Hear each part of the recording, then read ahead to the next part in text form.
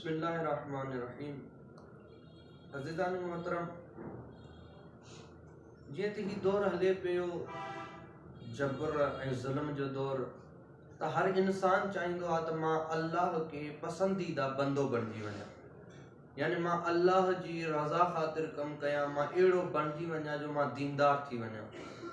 त ईअं हिकु शख़्स काइनात जे नबी वटि हाज़िर थियो, चवणु लॻो, या रसूल अल्लाह, मां चाहियां थो त मां अहिड़ो बणिजी वञा, मुंहिंजो किरदारु अहिड़ो बणिजी वञे ताकी मां अल्लाह जो महबूब तरीन बंदो बणिजी वञा।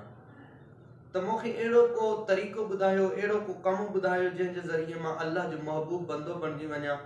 त मोहम्मद मुस्तफ़ा ॾिसी करे फरमाइनि था, ए बंदा, अगरि तूं ईअं चाहीं थो त अल्लाह तोसां मोहबत करे, अल्लाह तोखे पंहिंजो बणाए, त हिकु शइ कयो कि कहिड़ी इंसाननि खे फ़ाइदे ॾियण वारा थी वञो।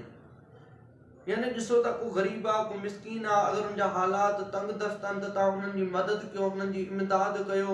जॾहिं इहे तव्हां कमु शुरू कंदो त अल्लाह ताला ख़ुदि ब ख़ुदि तव्हां सां मोहबत कंदो।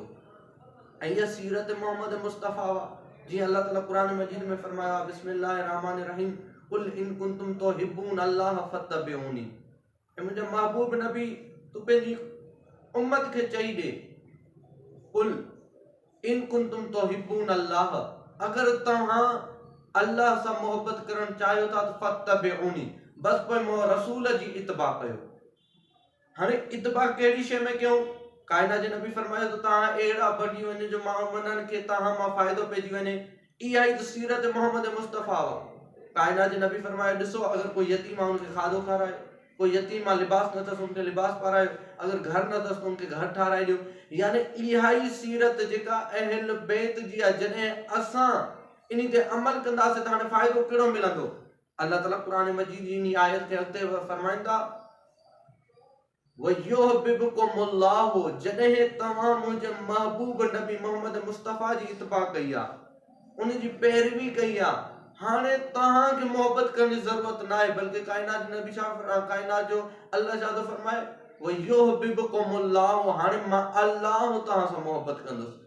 यानी पहिरियों फ़ाइदो इत्बा करण जो, मोमिनीन खे फ़ाइदे ॾियण जो इहो आहे त हाणे बंदो अल्लाह सां मोहब्बत करे या न करे, ख़ुदि अल्लाह क़ुरान में फरमायो आहे, वयुहिब्बुकुमुल्लाहु, ए बंदा, मां अल्लाह हाणे तोसां मोहब्बत कंदुसि। फ़क़ति ईअं न, अॻिते अल्लाह सां आयत खे चवे, आयत में फरमाए थो, वयग़फ़िर ज़ुनूबकुम, ए बंदा, फ़क़ति एतिरे ताईं न, मां अल्लाह तोसां मोहब्बत कंदुसि, उन सां गॾोगॾु तुंहिंजी ज़िंदगी जा जेके बि गुनाह आहिनि, वयग़फ़िर ज़ुनूबकुम, सभु गुनाह माफ़ करे छॾींदोमांइ।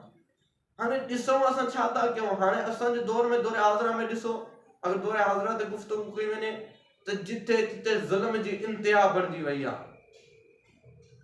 ये हालात जेके तव्हां ॾिसो था सियासत में अची करे, हे धरना हणनि था, धरननि में जेके आहिनि माण्हुनि जूं गाॾियूं साड़े छॾियूं आहिनि, माण्हुनि ते ज़ुल्म कनि था, माण्हुनि खे कुटको ॾियनि था, माण्हुनि खे ज़ख़्मी कनि था। छा इहा इंसानियत आहे? न आहे इंसानियत। हीउ कहिड़ो किरदारु आहे जेको असां अपनायूं था? हीउ त किरदारु फिरौनी आहे, जंहिं ते असां हलूं पिया। असां पाण खे उम्मत मुस्लिमा चऊं था, पर किरदार में त असां न आहियूं।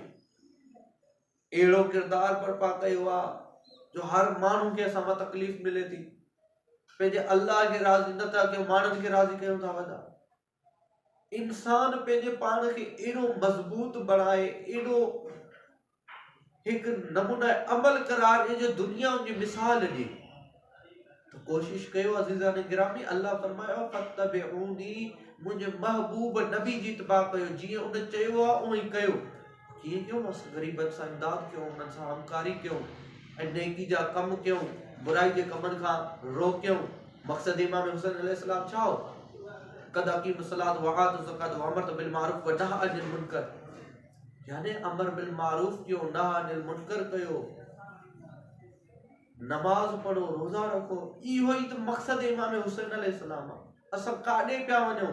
पंहिंजो पाण खे उन राह ते हलायूं जंहिं राह ते इमाम हुसैन अलैहिस्सलाम पंहिंजो सभु कुझु क़ुर्बान करे छॾियो आहे।